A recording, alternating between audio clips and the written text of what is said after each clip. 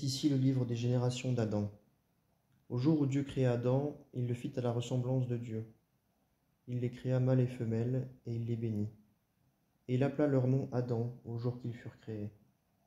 Et Adam vécut 130 ans, et engendra un fils à sa ressemblance, selon son image, et appela son nom Seth. Et les jours d'Adam, après qu'il eut engendré Seth, furent 800 ans. Il engendra des fils et des filles. Et tous les jours qu'Adam vécut furent 930 ans, et il mourut.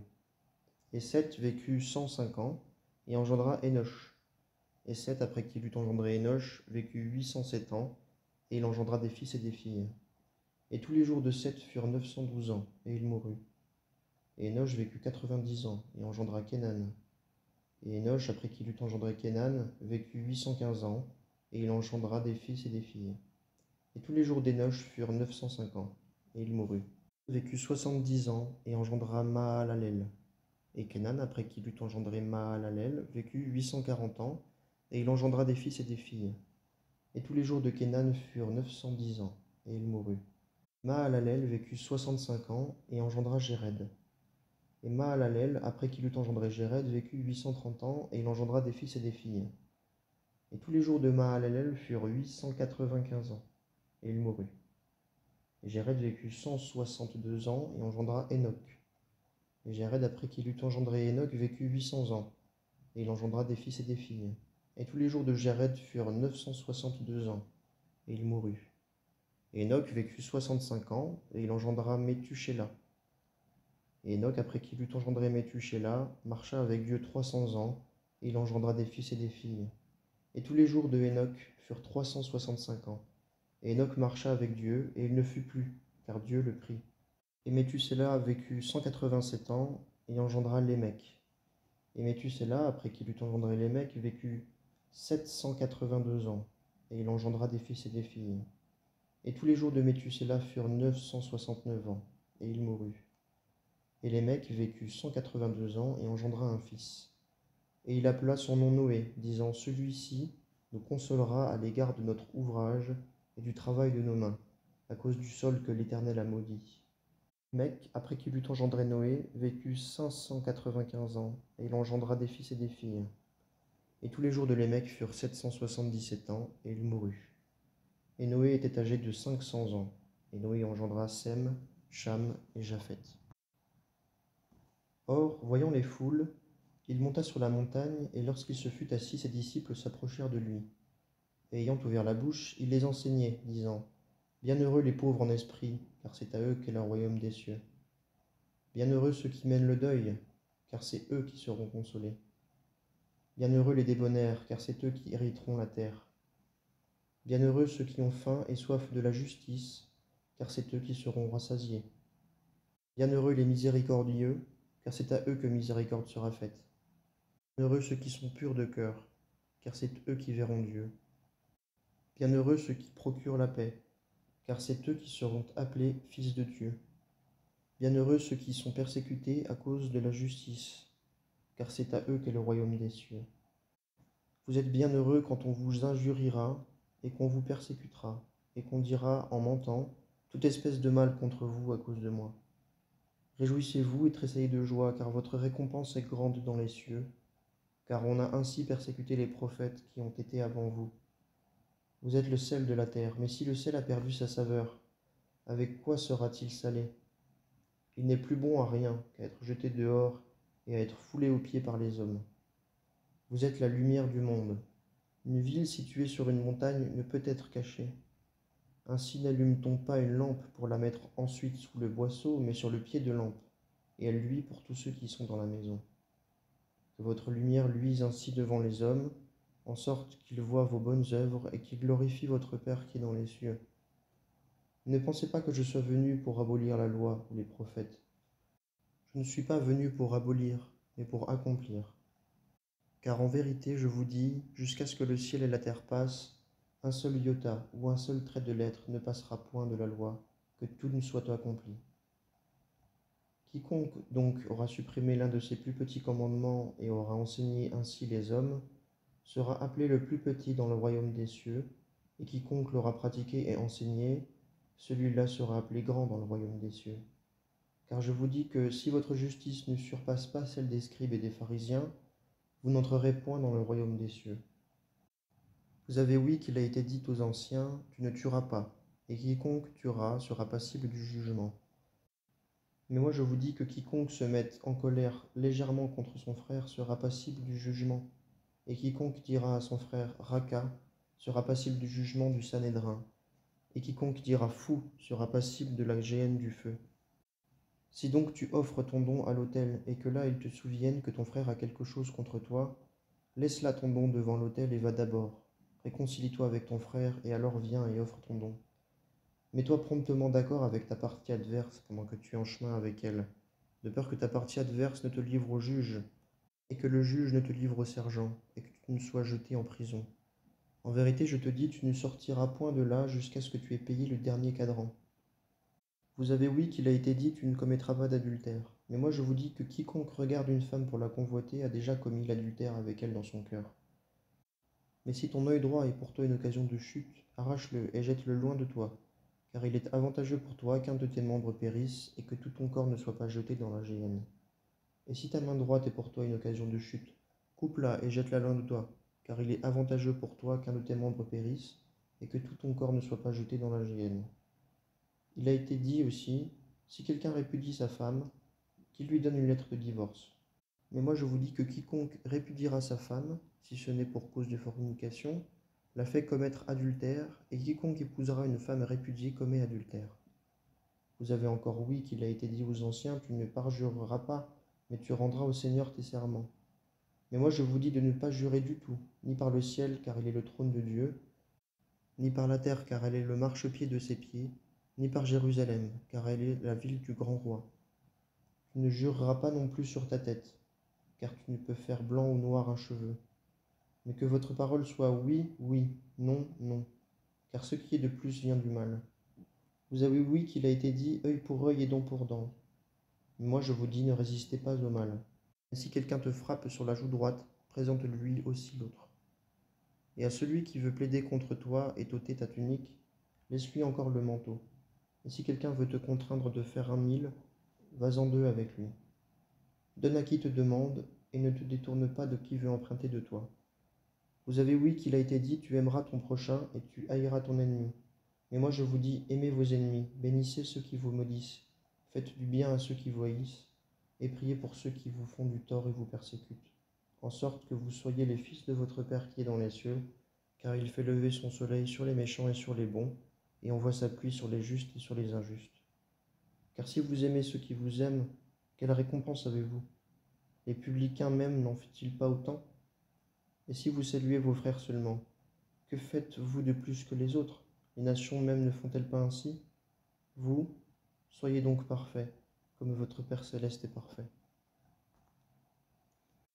Et les prophètes, Agé le prophète et Zacharie, fils d'Ido, prophétisèrent aux Juifs qui étaient en Juda et à Jérusalem au nom du Dieu d'Israël.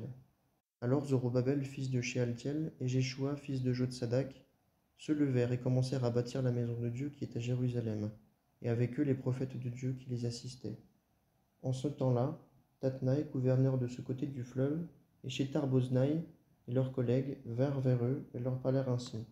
Qui vous a donné ordre de bâtir cette maison et d'achever cette muraille? Alors nous leur dîmes quels étaient les noms des hommes qui bâtissaient cet édifice. Et l'œil de leur Dieu était sur les anciens des Juifs, et ils ne les firent pas cesser jusqu'à ce que l'affaire parvint à Darius. Et alors ils répondirent par lettre à ce sujet. Copie de la lettre que Tatnaï, gouverneur de ce côté du fleuve, et Shethar-Boznaï et ses collègues les Apharsakites qui étaient de ce côté du fleuve envoyèrent au roi Darius. Ils lui envoyèrent un rapport dans lequel il était ainsi écrit. Au roi Darius, toute paix. Qu'il soit connu du roi que nous sommes allés dans la province de Juda, à la maison du grand Dieu. Et elle se bâtit avec de grandes pierres, et le bois se pose dans les murs. Cet ouvrage se poursuit avec zèle et prospère dans leurs mains. Alors nous avons interrogé ces anciens, nous leur avons parlé ainsi. Qui vous a donné ordre de bâtir cette maison et d'achever cette muraille?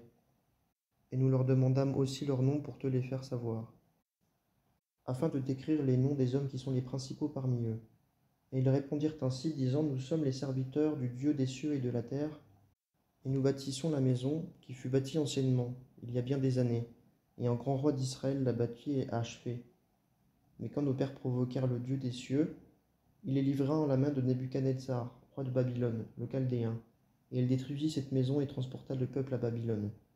Mais la première année de Cyrus, roi de Babylone, le roi Cyrus donna ordre de bâtir cette maison de Dieu, et aussi les ustensiles d'or et d'argent de la maison de Dieu que Nebuchadnezzar avait sortis du temple qui était à Jérusalem et emportés dans le temple de Babylone. Le roi Cyrus les sortit du temple de Babylone et les livra au nommé Sheshbatsar, qu'il avait fait gouverneur. Et il lui dit: Prends ces ustensiles, va, place-les dans le temple qui est à Jérusalem, et qu'on bâtisse la maison de Dieu sur son emplacement.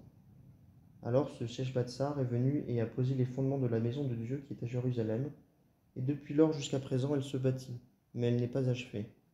Et maintenant, s'il semble bon au roi, qu'on recherche dans la maison des trésors du roi, qui est là à Babylone, s'il est vrai que, de par le roi Cyrus, ordre a été donné de bâtir cette maison de Dieu à Jérusalem, et que le roi nous envoie sa volonté sur cela. Mais un homme nommé Ananias, avec Saphira sa femme, vendit une possession et, de connivence avec sa femme, mit de côté une partie du prix, et en apportant une partie, la mit aux pieds des apôtres. Mais Pierre dit: Ananias, pourquoi Satan a-t-il rempli ton cœur, que tu aies menti à l'Esprit Saint, que tu aies mis de côté une partie du prix de la terre? Si elle fût restée non vendue, ne te demeurait-elle pas? Et vendue, n'était-elle pas en ton pouvoir? Comment t'es-tu proposé cette action dans ton cœur? Tu n'as pas menti aux hommes, mais à Dieu. Et Ananias, entendant ces paroles, tomba et expira. Et une grande crainte s'empara de tous ceux qui entendirent ces choses. Et les jeunes hommes, se levant, le couvrirent, et l'ayant emporté dehors, l'ensevelirent. Et il arriva, environ 3 heures après, que sa femme, ne sachant pas ce qui était arrivé, entra. Et Pierre lui répondit: Dis-moi, avez-vous donné le champ pourtant? Et elle dit: Oui, pourtant. Et Pierre lui dit: Comment êtes-vous convenus entre vous de tenter l'Esprit du Seigneur? Voici les pieds de ceux qui ont enseveli ton mari sont à la porte, et ils t'emporteront aussi. Et à l'instant elle tomba à ses pieds et expira. Et les jeunes hommes, entrant, la trouvèrent morte, et ils l'emportèrent dehors et l'ensevelirent auprès de son mari. Et une grande crainte s'empara de toute l'assemblée et de tous ceux qui entendaient parler de ces choses.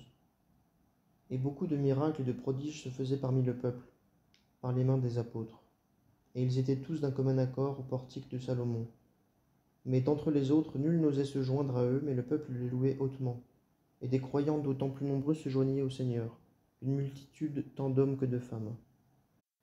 De sorte qu'on apportait les infirmes dehors dans les rues, et qu'on les mettait sur de petits lits et sur des couchettes, afin que, quand Pierre viendrait, au moins son ombre passât sur quelqu'un d'eux. Et la multitude aussi des villes d'alentour s'assemblait à Jérusalem, apportant les infirmes et ceux qui étaient tourmentés par des esprits immondes, et ils étaient tous guéris. Le souverain sacrificateur se leva, lui et tous ceux qui étaient avec lui, savoir la secte des Sadducéens, et ils furent remplis de jalousie, et mirent les mains sur les apôtres et les jetèrent dans la prison publique. Mais un ange du Seigneur ouvrit de nuit les portes de la prison, et les conduisit dehors, et dit: Allez, et, vous tenant dans le temple, annoncez au peuple toutes les paroles de cette vie. Ce qu'ayant entendu, ils entrèrent, vers le point du jour, dans le temple, et ils enseignaient.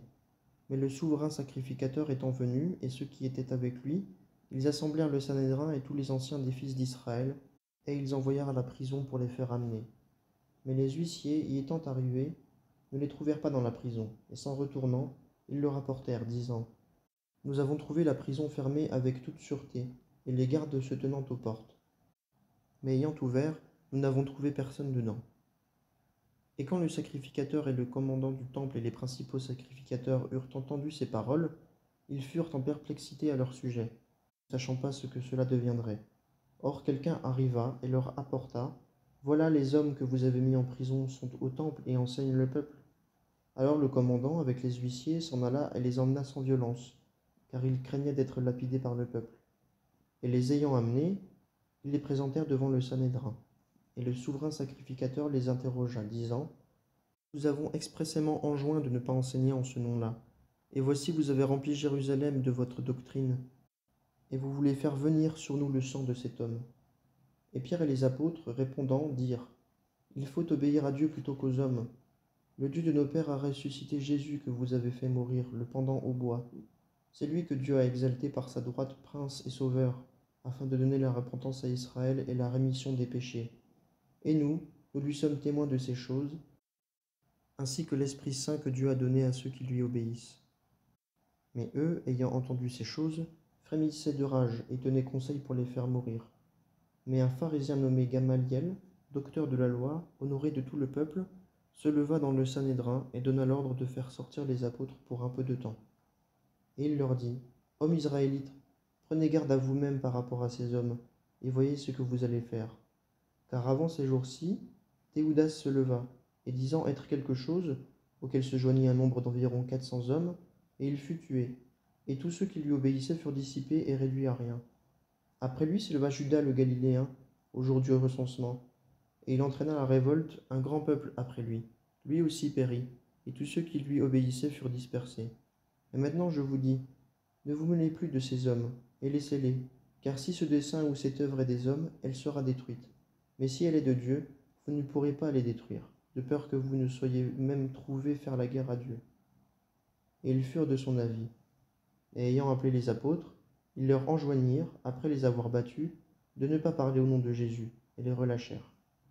Eux donc se retiraient de devant le Sanhédrin, en se réjouissant d'avoir été estimés dignes de souffrir des opprobres pour le nom. Et ils ne cessaient tous les jours d'enseigner et d'annoncer Jésus comme le Christ, dans le temple, de maison en maison.